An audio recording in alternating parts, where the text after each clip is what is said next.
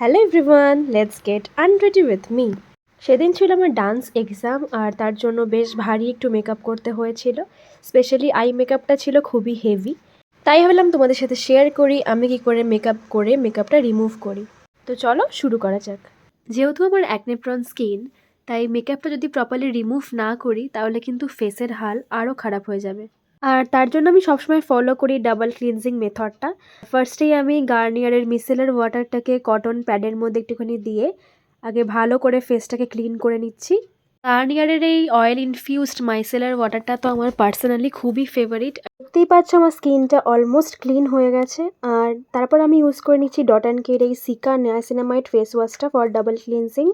Face wash use করার পর আমি আমার স্কিনটাকে মুছে নিয়ে অ্যাপ্লাই করছি আমার ময়শ্চারাইজারটা। তারপরে আমি একটা লিপ বাম লাগিয়ে নিলাম and that's it. And now my skin looks healthy.